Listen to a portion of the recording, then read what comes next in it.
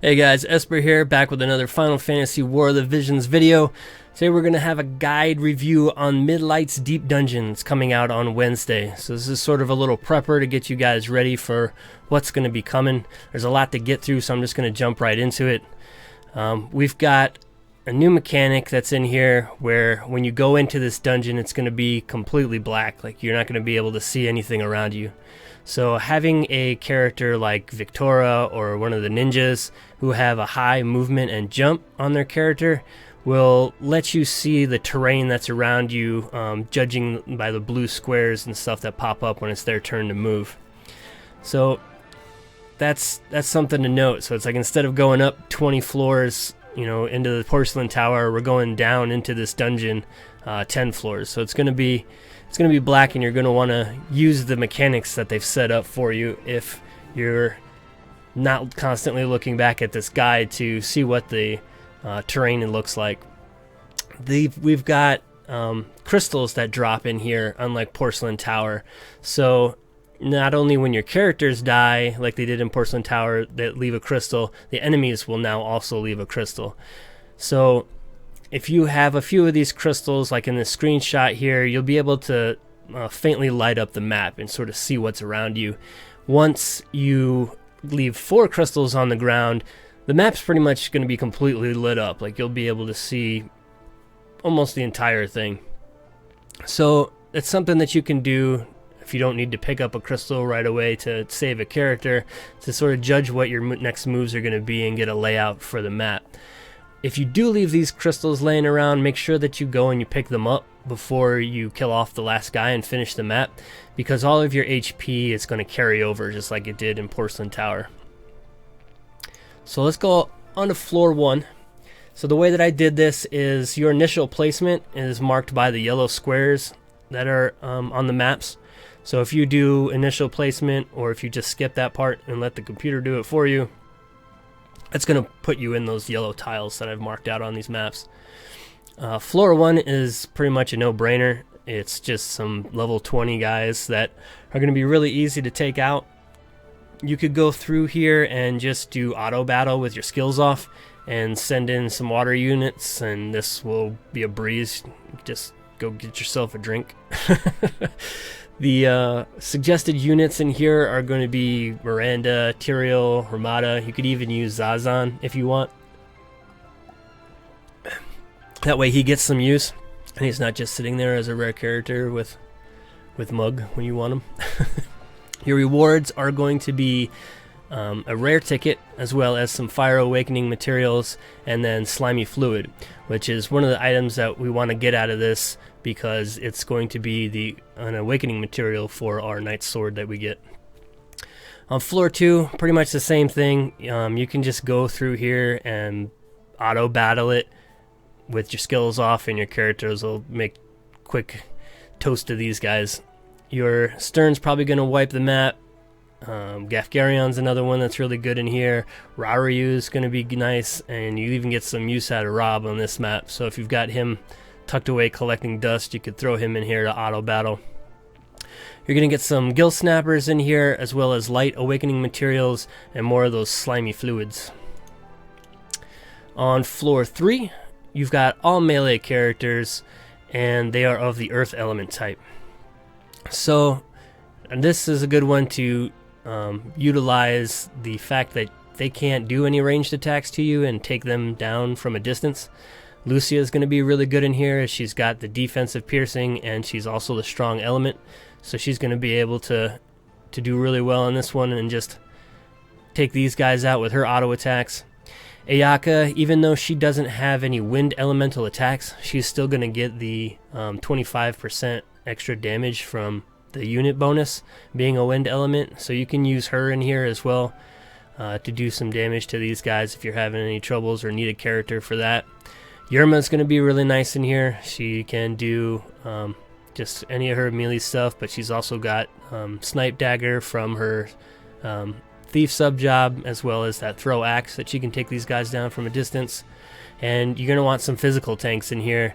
So Mont's a really good one. He's not going to take any extra damage from these guys being the same element. Or you could even put the Paladin sub-job on Dario, and he's going to make for a nice tank in here as he's the strong element to these guys. Now, in this one, you're going to get some more slimy fluids, you're going to get some Earth Awakening materials, and you're going to get some more of those gill snappers. On floor 4, you've got a whole bunch of Marlboros coming at you, and these guys are going to be trying to hit you with their bad breath, which is going to afflict you with a paralysis state. So on this one, you're going to want to try and do the same thing you did on the previous stage, where you're taking them out from a distance. So again, Lucia is really good in here, as most of these are Earth and Wind element.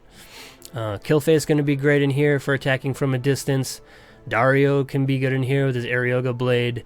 And then Gilgamesh has got all sorts of ice AoEs to nail these guys with and try and take them out. And then, of course, Mediana as well. She's got a lot of ranged ice attacks to try and take out these wind units. So if you've been doing the Ochu farm at all, and you got yourself some of those jewel rings, or maybe just one, it's probably going to get some use in here. You can toss that on and save yourself from some of the paralysis status effects. I would throw this on characters who have a high faith, because if they have a higher faith, they have a higher chance of getting hit with those paralysis. And if you didn't farm one of these rings, you have 2 days from the time that I'm releasing this video to go out and farm it before this hits on Wednesday. It's not only going to be good on this stage, but it also comes back later on, so watch for that. This is the first stage where we're going to be getting some Visior for a reward, as well as a little bit of Gil and some Dark Awakening prisms. On floor 5, we're going to have a cast of all mages coming at us, and they're going to be trying to cast AoE spells. So some recommended strategies in here, because these are mages of all different element types. The chances are that with all the AoEs that they're casting, regardless of who you have in there, they're eventually going to get hit by something they're weak to, and it's going to start chunking away at your HP a little bit. Is to bring along characters with jamming thrust, such as Miranda, Adelard, Rain, Murmur. Any of the red mages will be nice in here. So when their turn comes up, if you see any of these guys charging their spell, go ahead and hit them with a jamming thrust. The jamming thrust cast is instant, and it will interrupt those AoEs that they're casting. So characters with a high spirit in here that are magic tanks are going to be great. Rain is probably going to be your top pick on this one, and then Killfay can also do really nice with her magic defense setup, and then Agrius is going to shine in here, as she also can be a really nice magic tank. So this is the stage that you're going to want to try and set as like your low end goal. Like everybody's going to want to try and beat this stage. It's giving you 2 Azure Orbs, a Rainbow Orb, and then you're getting that Knight's Sword. And this sword is a really nice item for Agrius if you pulled her, or even for Gilgamesh. And it's just a great sword in general. If you don't have it on any of those characters, it's still great on maybe even some red mages, or if you weren't able to get like a magic Nagnarok or any sort of magic sword, it's also great for that. Or if you even didn't get a physical Nagnarok, it's going to be good. We'll talk more about that later. On floor 6, this floor is all water units, and they're going to be throwing a lot of poison type attacks at you. So having someone with Asuna is going to be really beneficial in here, and then you're going to want to use lightning attack types to take these down. Anything with defense piercing is also going to be nice in here. So my top pick for this stage, if you have Salir leveled up, is use her. She's already got Asuna in her white mage kit. She's got damage from her lightning black mage, and then she's also got some heals in there from her white mage. So she kind of covers all the bases just in that one character to center your group around. Frederica's going to be really nice in here. Sid's going to be a great unit for doing damage in here. And then you can also get some decent damage with the defensive piercing from a distance with Lucia. So this one's going to give you more slimy fluids. You're going to get your water awakening prisms, as well as 10 of those gill snappers for defeating this stage. And then on floor 7, it's going to be entirely made up of lightning enemies, and they're all going to be skeletons and elementals. So you're going to get hit with quite a bit of magic damage in here. and I would say try and bring some characters that have a decent amount of spirit if you're going to be tanking with something in here. So Agrius could be a decent tank, and then also Rain could be a decent tank. I would suggest maybe even trying to use Kilfei as a tank in here, so she can have a nice spirit setup, and these guys aren't going to do a lot of damage to her since she is of the Earth Elemental type. Mustadio is going to do great damage in here because he can attack from a distance, and he's the strong element to this.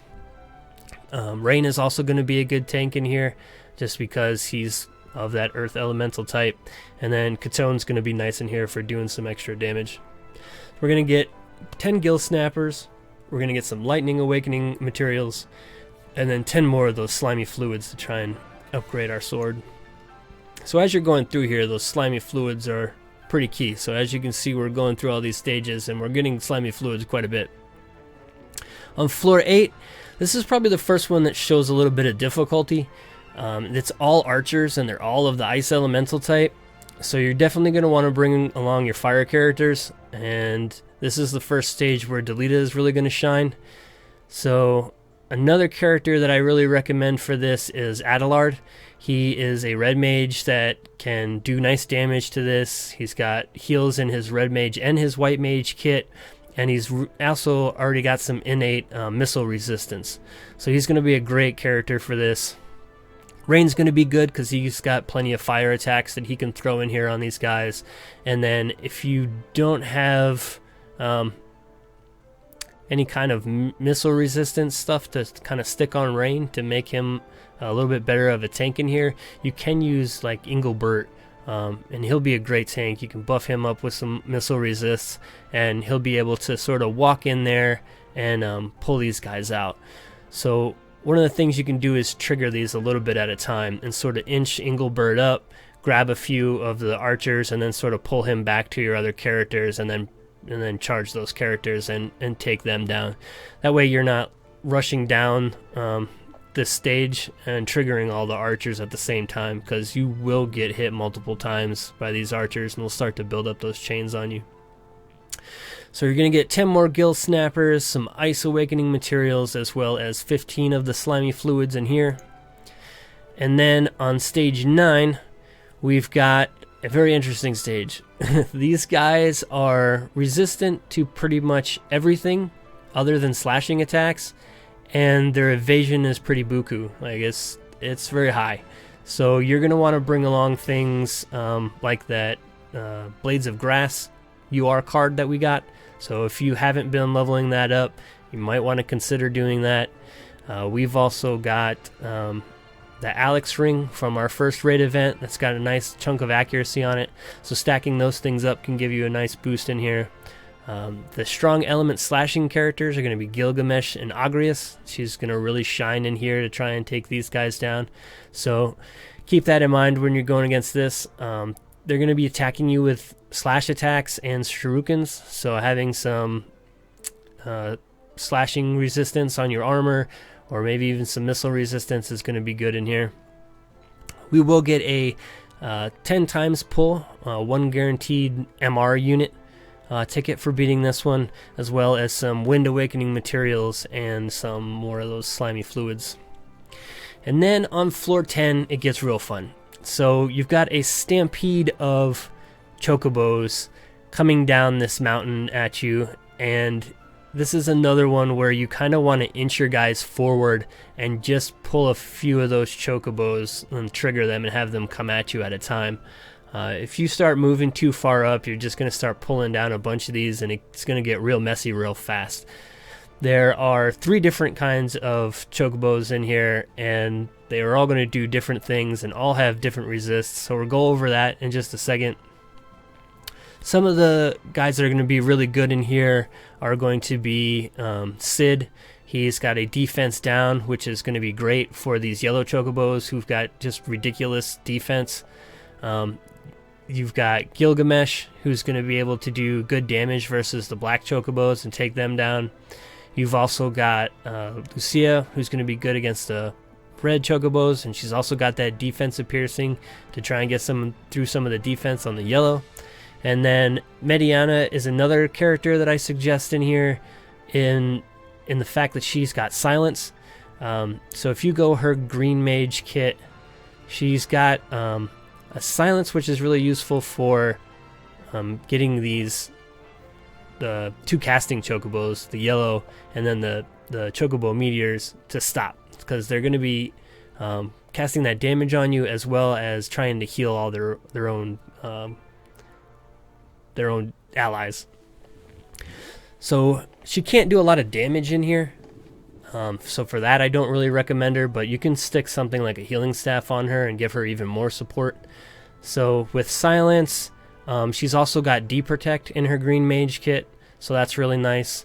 Ketone, she's got the Drain Force, which will cut right through those defenses, so I suggest her. And then Oldoa as well has that Drain Force, where she can just ignore the defense and get through that. This is another one where they also got pretty decent evasion. So bringing along that Blades of Grass card or some Alex rings is going to be useful. And for beating this one, you're going to get the Rainbow Orb, another 10 times pull ticket. You're going to get 10 of the Ice Mega Crystal, which we're going to need for awakening that sword, and then 10 or 100 of these sword books. So on the yellow chocobo, he's got just insane spirit and defense, like right off the bat. This is the first thing you can see, and that's where the defense down and the defense piercing is really going to come in handy. The D-Protect is going to come in handy on these guys, because you're going to want to take these yellow chocobos down first. You can't toad these guys, but you can silence them. So that's one way to get them to stop casting. They've got really high slashing resist, and they've got decent magic resist. So this is one of the ones that I would go after with Sid. I'd go after with Mediana with the D-Protect, or even those Drain Force characters, just to try and chunk these guys down as quick as possible so they're not healing the other chocobos that are coming down at you. Now, these red chocobos have a ton of strike resistance, which is interesting because I don't really see like a lot of strike characters being used much. But the red chocobos will cast Choco Meteor on you. So these are another guys that are good to silence with Mediana. And you're not going to be able to do any magic damage to these guys. They've got nice spirit, and then they've got really high magic resist. So you're only going to be beating your head against the wall trying to take these guys down with magic. They do have a lowered resistance against slashing attacks. So people like Delita are going to be able to crush these red chocobos really easy. Rain should have an easy time taking down these red chocobos. And then we've got the black type. So on the black chocobos, again, slashing damage is going to be really good.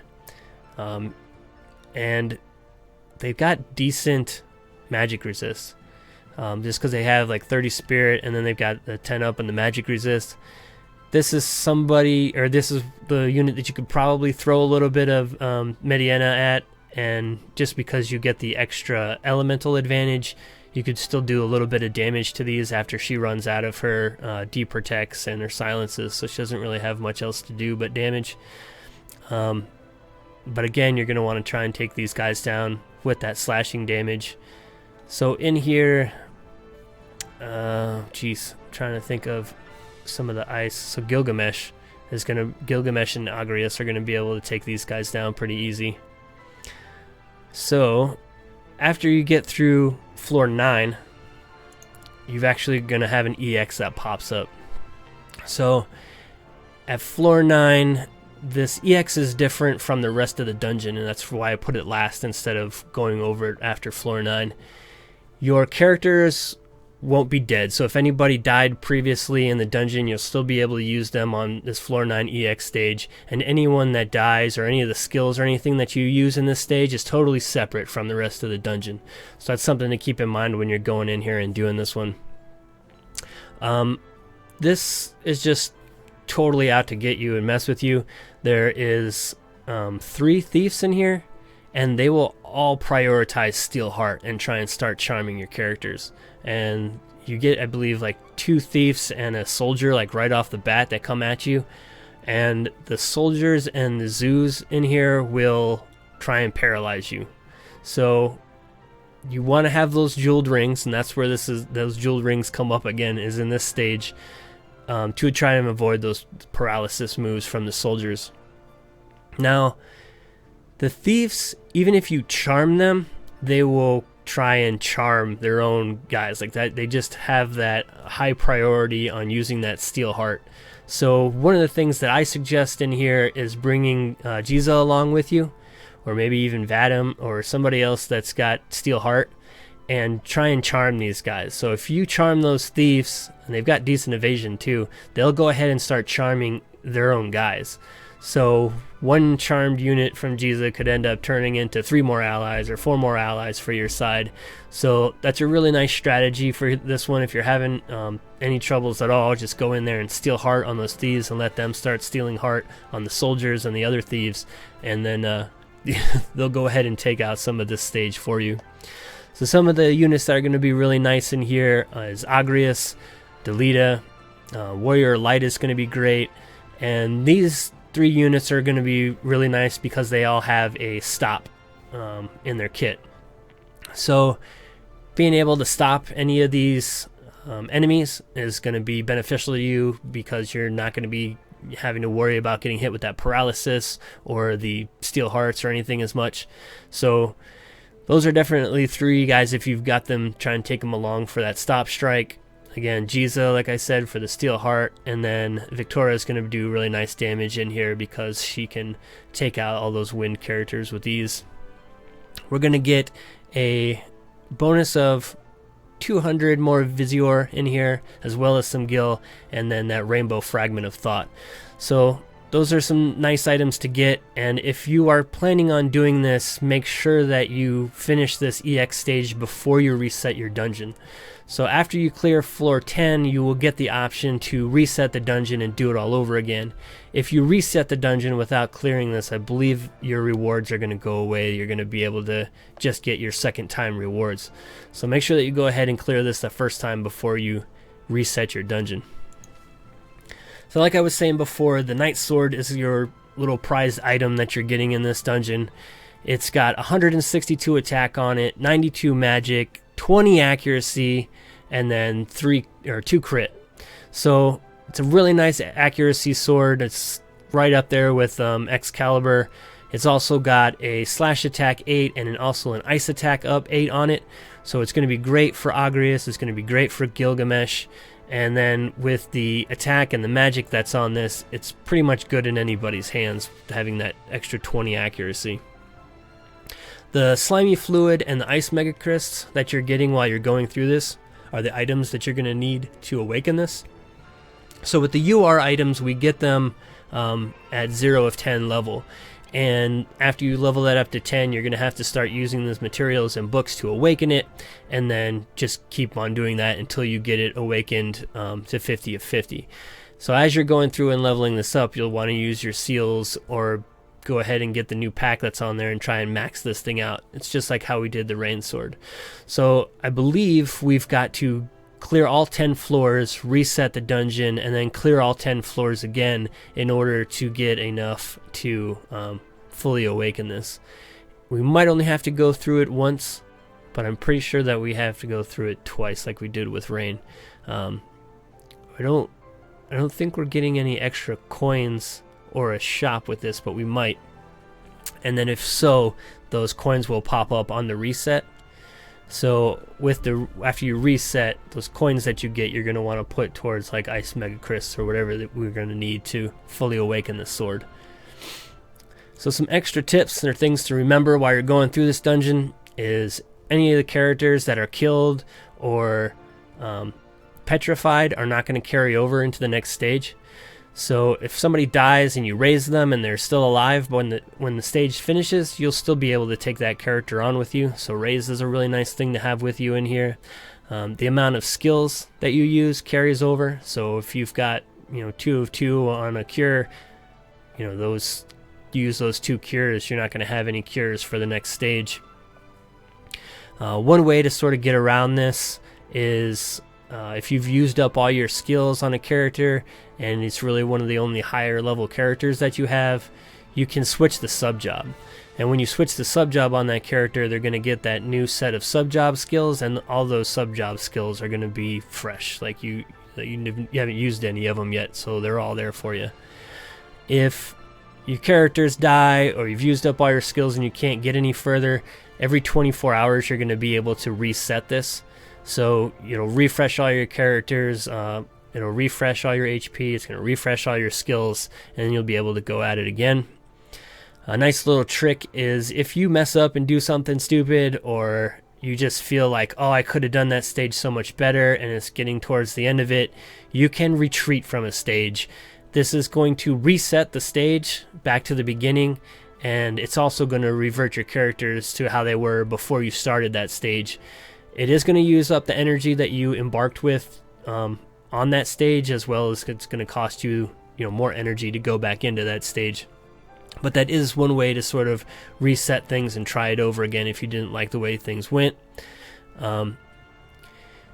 One time after you've completed the 10 stages, you'll get a free reset. So you'll be able to go through that 10 stages again, as well as the EX, and collect some more rewards.